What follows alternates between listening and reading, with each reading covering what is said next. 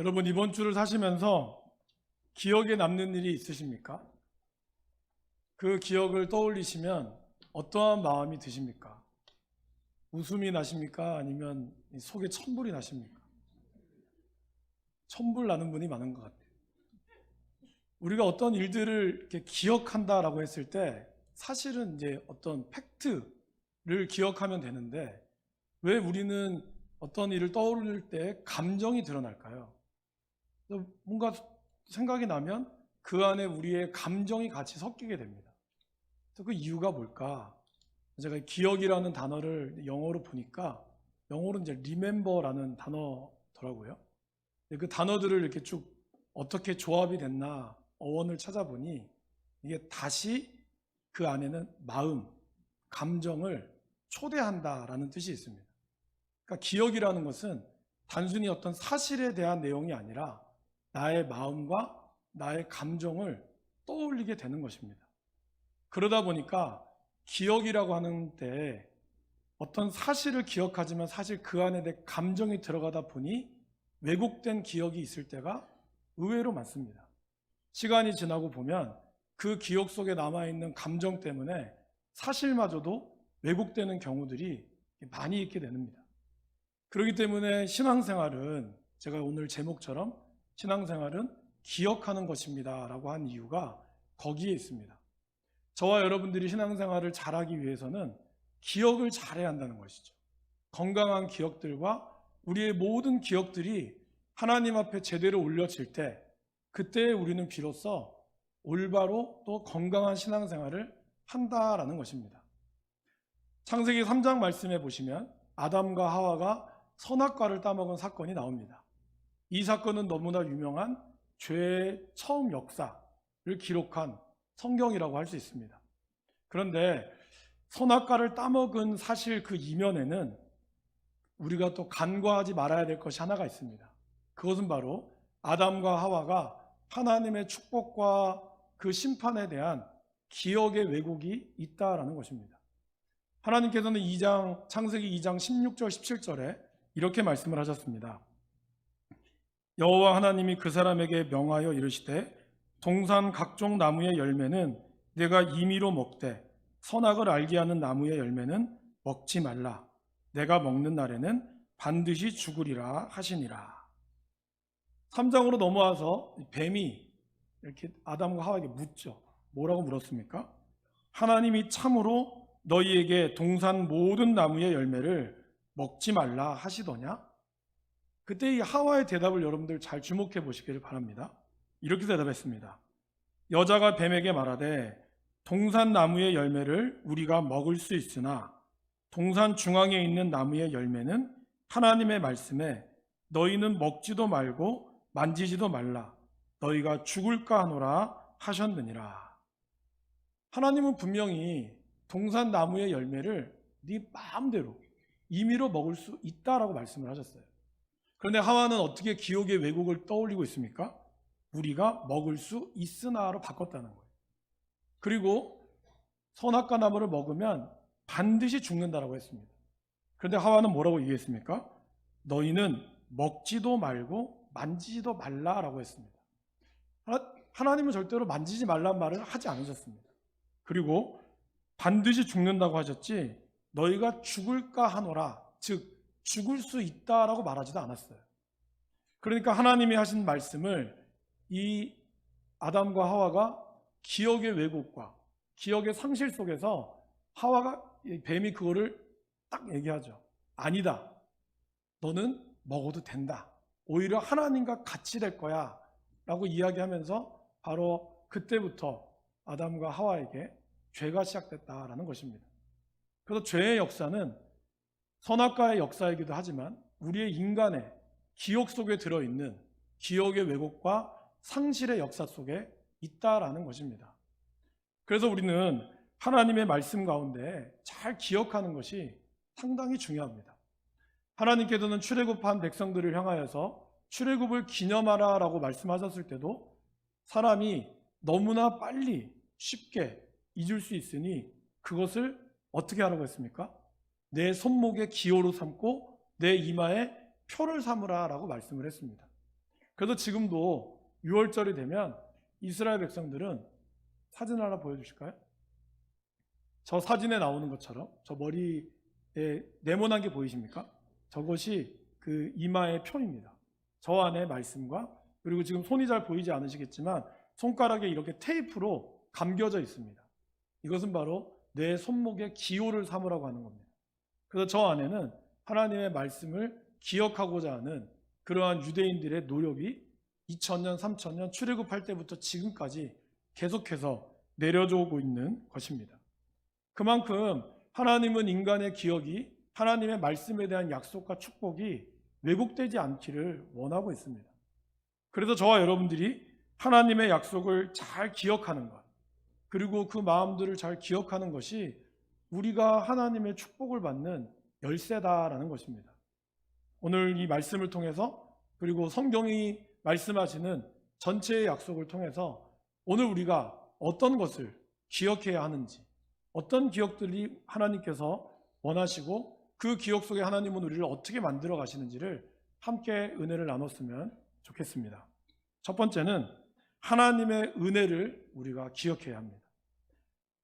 하나님의 은혜를 기억한다는 것은 지금 저와 여러분들이 이렇게 하나님을 예배하고 찬양하고 감사한다라는 것입니다. 여러분, 기억은 우리 입술의 고백으로 완성되어지는 것입니다. 내 머릿속에 아무리 담겨져 있고 그것을 기억한다 할지라도 그것을 표현하지 않으면 사실 기억은 완성되지 않습니다. 하나님을 예배하고 하나님을 찬양하고 감사하는 것, 이 모든 우리의 모습들이 하나님을 기억하는 모습 중에 하나라는 것입니다. 다음 주가 되면 6월 6일 현충일입니다. 그리고 얼마 전에 지났던 3.1절, 이런 날들을 나라적으로 국가적으로 기념하는 이유는 무엇입니까? 그냥 그날 하루 빨간 날이니까 쉽시다 이렇게 해서 기억하는 것이 아니죠. 그거를 기념하는 이유는 그 날들을 통해서 우리의 독립을 위해서 애쓰셨던 대표적으로 유관순 누님이라든가 많은 민족의 33인의 귀한 나라를 위하여 헌신하셨던 분들, 그리고 호국선열의 그 피를 우리가 기억함으로 이 날을 기억하고 다시 혹시 이런 일이 반복되었을 때 우리도 그 뜻대로 살겠습니다 라고 기념하는 것이 아니겠습니까? 그래서 10시가 되면 다 같이 국기에 대한 맹세를 하기도 하고 그런 기념일들을 지키는 것입니다. 결혼기념일은 어떻습니까? 결혼기념일 날 선물 안 줬다고 떼쓰는 게 결혼기념일이 아니라 결혼을 다시 한번 기념함으로써 처음에 아내와 남편과 했던 약속들, 그리고 그것을 다시 하나님 앞에 고백하면서 다시 한번 내가 아내에게, 남편에게 이렇게 살겠다라고 다짐하는 것 아니겠습니까? 그런 것처럼 우리가 하나님을 예배한다는 것은 하나님의 약속을 기억하고 그 뜻대로 살겠다라는 것입니다. 저와 여러분들이 하나님을 예배하는 것은 내가 하나님의 말씀대로 일주일 동안 살았으나 또 그렇게 살지 못한 것에 대한 고백과 다시 하나님께 올려드리는 예배를 통하여 하나님의 뜻대로 살겠다라고 하는 다짐이 담겨져 있습니다. 그것을 우리는 이 시간을 정해놓고 특별히 기억하는 것입니다. 시편 136편에는 26절로 되어 있는 그 말씀에 매 후렴구마다 그 인자하심이 영원함이도다라고 고백하고 있습니다. 근데 이 시편 기자의 감사의 제목들을 보면 정말 다양합니다. 대표적인 것들을 몇 가지 소개해 드리면 홀로 큰 기이한 일들을 행하신 이에게 감사하라. 지혜로 하늘을 지으신 이에게 감사하라. 하나님께서 이 우주 만물을 창조하시는 것에 대한 감사뿐만이 아니라 우리를 비천한 가운데에서도 기억해 주신 이에게 감사하라. 모든 육체에게 먹을 것을 주신 이에게 감사하라 등 우리 인간이 살아가는 최소한의 그런 어려움, 그것마저도 기억해 주시는 하나님의 은혜에 감사한다라는 고백이 잘 담겨져 있습니다. 그리고 가장 큰 감사는 저는 개인적으로는 시편 150편에 나오는 다윗의 감사라고 생각합니다. 호흡이 있는 자마다 여호와를 찬양하라. 여러분, 저와 여러분들이 이 호흡이 있다는 것이 얼마나 감사한지 우리는 알았으면 좋겠습니다. 교육자가 되다 보니 많은 분들의 임종의 순간을 가장 먼저 맞이합니다. 저는 사실 그것이 목회자로서 가지는 가장 큰 축복이라고 생각합니다. 마지막 사람의 임종, 그 숨이 끊어질 때 그 고통 가운데서도 하나님을 고백하고자 하는 그 마음. 그때 우리는 하나님의 역사하심을 경험하기도 합니다. 그런데 지금도 중환자실이나 아니면 병원에서 혼자 집에서 혼자 호흡할 수 없어서 산소호흡기를 끼거나 아니면 누군가의 도움을 받아 호흡하는 분들이 있습니다. 그분들은 그 어떠한 것도 자신의 힘으로 할 수 없습니다. 저와 여러분들은 그렇지 않지 않습니까? 우리는 너무나 당연하게 여겨지는 이 감사의 내용들이 사실은 굉장히 중요하다는 것을 잊으시면 안 됩니다. 그러기에 우리가 있는 이 모든 것에서 감사하는 습관을 들여야 합니다. 지금 우리들은 너무 눈앞에 당장 고단한 현실이 우리 가운데 있습니다. 취업도 안 되죠. 아이들은 내 마음대로 결혼이나 여러 가지 많은 문제에 있어서 어렵습니다. 그러나 그러한 현실에만 집중하면 이 땅에 있는 수많은 감사의 모습들을 놓칠 수가 있습니다. 감사는 우리가 가진 것 때문에 감사하는 것이 아니라 우리 자체가 감사라는 사실을 항상 기억하시기를 바랍니다. 여러분들 자체가 하나님께 감사요 큰 축복입니다. 그런 의미에서 옆에 계신 분들 한번 보실까요? 한번 보실까요? 감사합니다. 여러분들이 계신 것이 감사합니다. 네, 그렇습니다.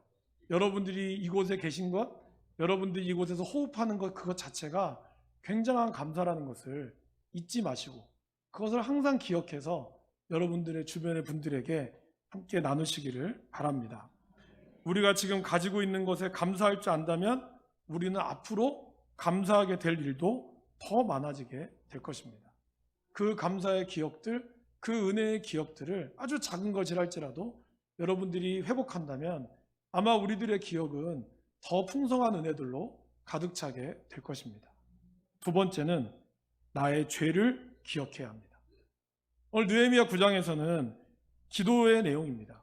8장에서부터 이어져 내려왔던 말씀의 사경의 이후에 백성들이 모두 다 모여서 금식하며 굵은 베옷을 입고 티끝을 무릅쓰고 모든 이방 백성들과 절교하고 서서 자기의 죄와 조상들의 허물을 자복했다라고 1절 말씀에 나옵니다. 그리고 그들은 17절에 오늘 우린 17절에 이렇게 말씀합니다. 거역하며 주께서 그들 가운데 행하신 기사를 기억하지 아니하고, 그러니까 이 기도 가운데 이렇게 얘기하고 있는 거예요. 우리가 하나님을 기억하지 않아서 우리가 지금 이렇게 되었다라고 얘기하고 있다는 것입니다. 기억을 못한 것이 아니라 기억하지 않았다라는 것입니다. 여러분, 우리가 기억하지 않는 순간 우리는 똑같은 죄를 반복할 수밖에 없다라는 것입니다. 하나님은 우리가 우리의 죄를 기억하기를 원하고 그 죄 가운데서 하나님은 우리의 죄를 고백하기를 원하신다는 것입니다. 하나님이 여러분들을 다 끄집어내서 너 이렇게 잘못했잖아, 너 이렇게 잘못했잖아, 그렇게 하실 수 있지만 하나님은 그렇게 하지 않으시고 우리로 하여금 우리의 죄를 자백하기를 원하신다는 거예요. 왜 그럴까요? 요한일서 1장 9절 말씀에 이렇게 말씀하고 있습니다. 만일 우리가 우리 죄를 자백하면 그는 미쁘시고 의로우사 우리 죄를 사하시며 우리를 모든 불의에서 깨끗하게 하실 것이요. 그러니까 우리가 죄를 자백할 때 비로소 우리는 우리의 불의가 해방될 것이고 우리를 모든 죄에서 하나님이 깨끗하게 해주신다라고 약속하고 있다라는 것입니다. 그러기에 우리들은 죄를 기억해내는 훈련을 해야 됩니다. 여러분들이 가지고 있는 깊은 죄, 그 어둠 속에 있는 그 죄들을 우리는 기억해내야 한다는 것입니다. 왜냐하면 그 죄를 기억하지 않으면 우리도 모르게 똑같은 죄를 반복하기 때문이라는 것입니다. 1985년, 이것은 2차 세계대전이 종전한 지 40년이 되는 날입니다. 이때 독일의 총리였던 리하르트 폰 바이츠제커라고 하는 이 총리가 이런 말을 했습니다. 과거의 눈을 감는 자는 결국 현재를 보지 못한다. 비인간적 행위를 마음에 새겨두려고 하지 않는 자는 또다시 그런 위험에 빠지기 쉬운 것이다. 이 독일의 총리는 자기의 조상들이 벌였던 독일의 엄청난 유대인들을 학살했던 이 홀로코스트의 학살에 대해서 그는 이렇게 자신들의 민족의 죄를 고백했던 것입니다.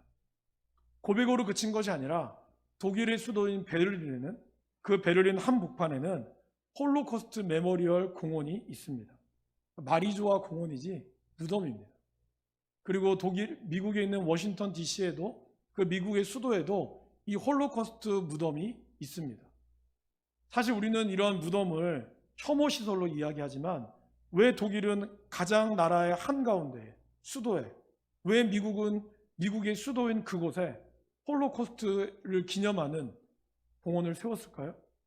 그것은 바로 자신의 죄가 하나님 앞에 더 이상 하지 않기를 바라는 마음이기 때문이라는 것입니다. 우리는 우리의 죄를 숨기려고 하죠. 숨기면, 모르면 그냥 그것으로 덮어진다고 생각합니다. 그러나 여러분 그거 아십니까?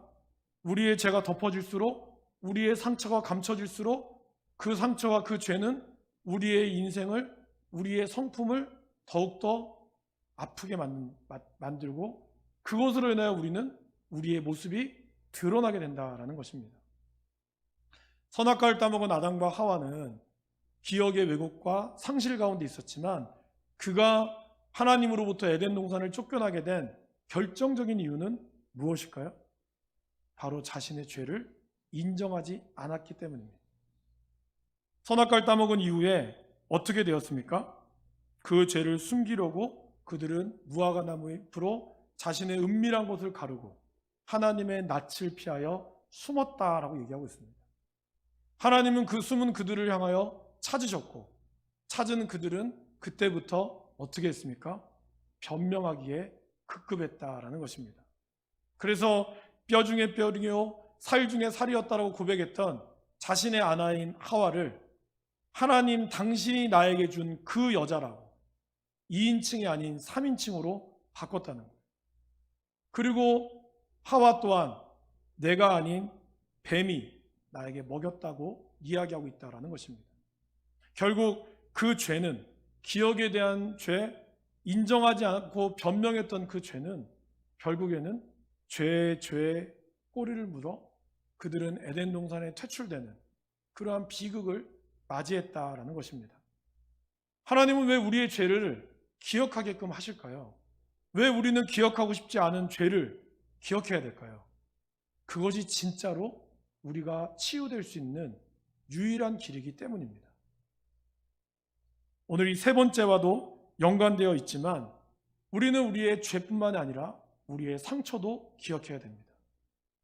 여러분, 신앙생활 하면서 참 안타까운 일은 교회 안에서 상처를 받아서 떠나는 분들을 마주할 때입니다.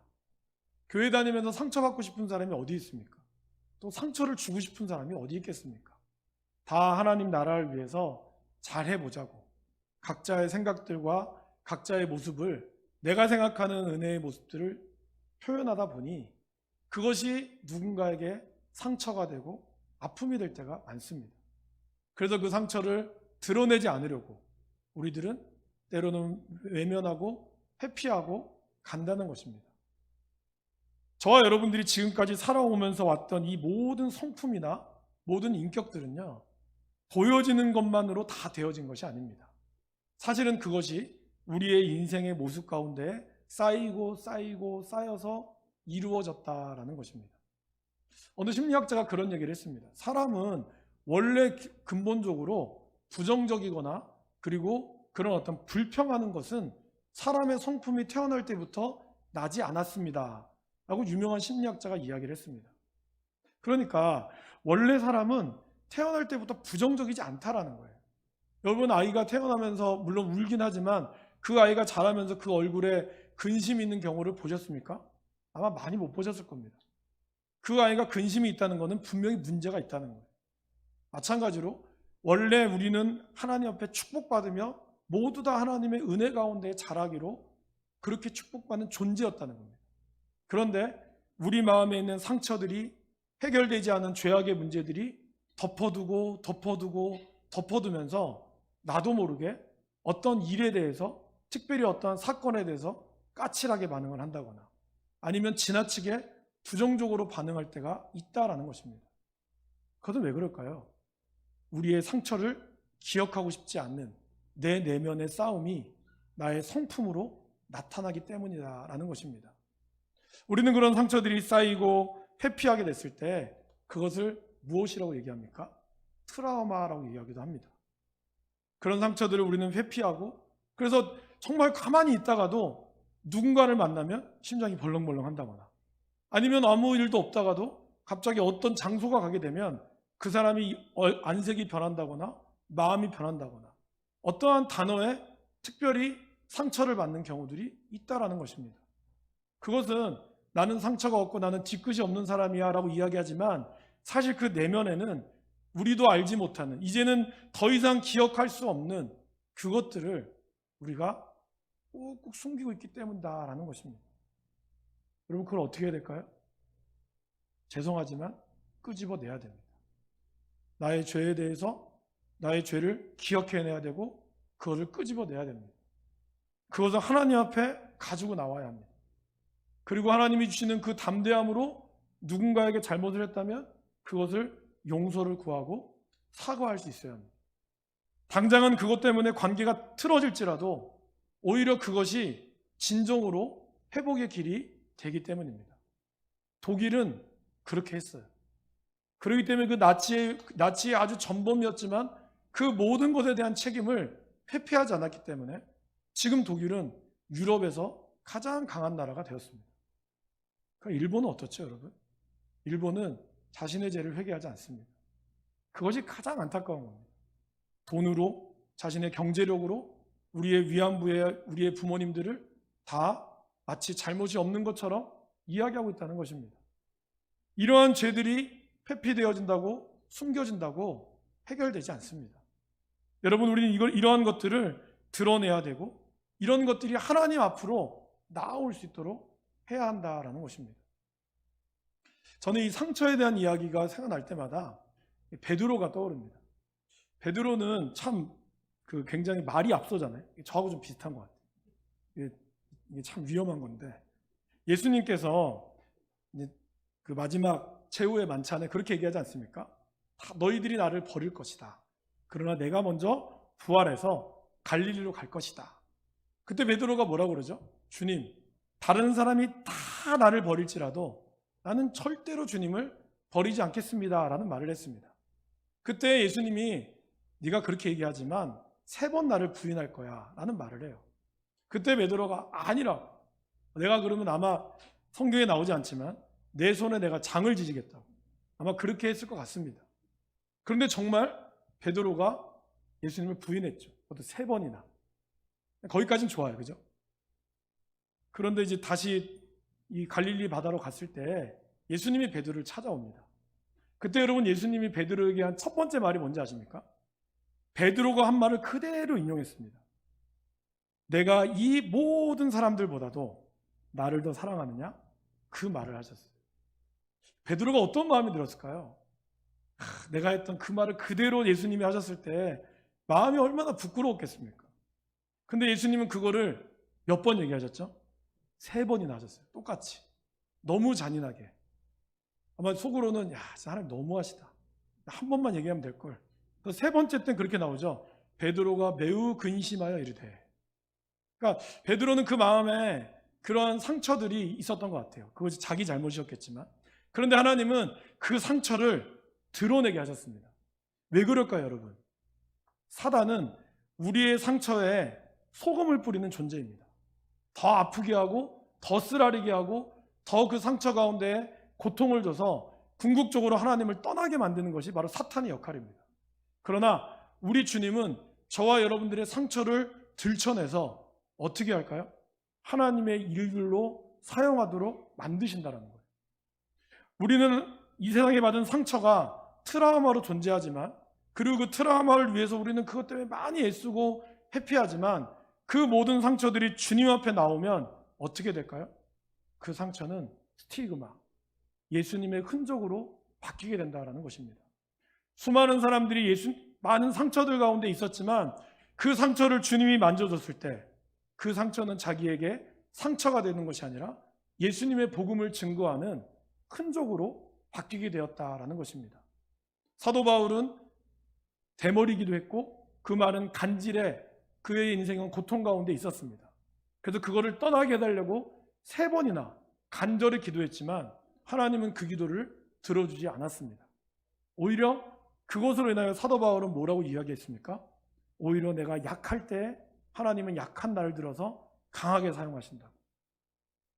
저와 여러분들이 상처라고 생각했던 것, 그리고 그것 때문에 내가 죽을 수도 있다라고 생각했던 것들을 하나님께 가지고 나와 보십시오.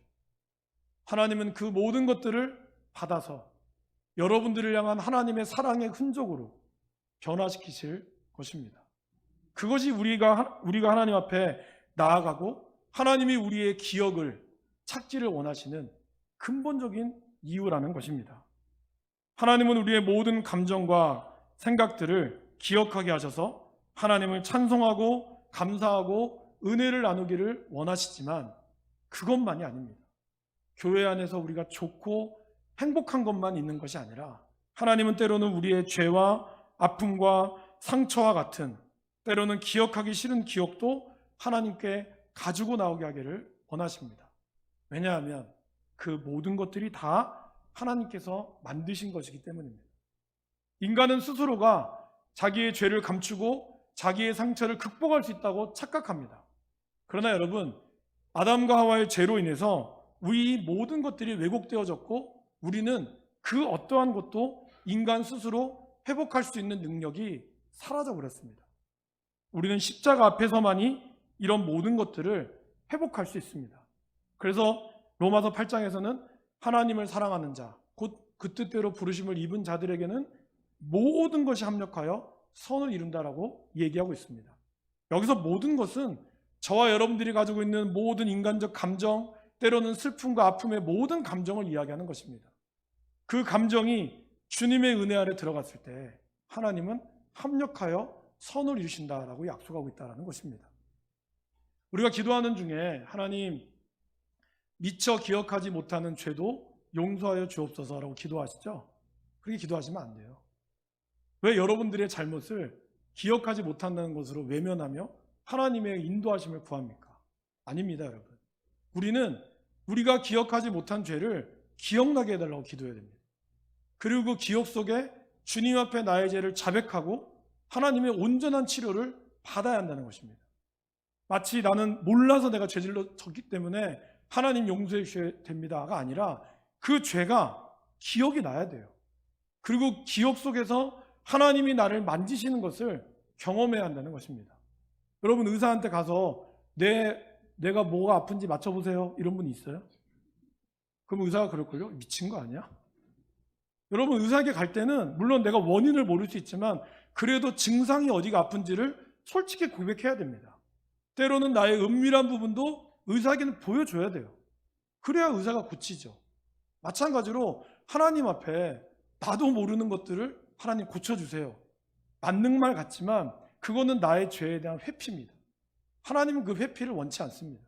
오히려 하나님은 나의 상처를 하나님 앞에 마주하기를 원하시고 그 상처 가운데서 하나님은 치료하기를 원하신다는 것을 우리가 잘 기억하셨으면 좋겠습니다. 사랑하는 여러분, 여러분들 기억 속에 내가 이것만 없었으면 내 인생이 달라졌을 텐데, 내가 잘못 만나서 꼬였다, 그걸 내 기억 속에 지우고 싶으신 분 계십니까? 그 기억을 하나님 앞에 가지고 오십시오. 그럼 하나님이 그 기억이 여러분에게 상처가 아니라 축복이라는 것을 알려주실 것입니다. 여러분들 인생의 그 기억 때문에 내 인생의 걸림돌이 되었다라고 했던 고백이 주님 앞에 가져오잖아요. 우리가 그 십자가의 은혜를 경험하잖아요.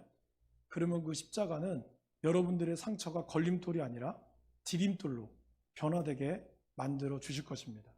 그리고 우리는 알게 될 것입니다. 하나님의 은혜 아래 거할 때 그 어떠한 것도 하나님의 사랑에서 끊을 수는 없다라는 놀라운 사실을 경험하시게 될 겁니다. 오늘 이번 한 주간 합력하여 선을 이루시는 하나님의 놀라운 은혜를 기억하며 경험하는 한 주가 되시기를 주님의 이름으로 간절히 축원합니다.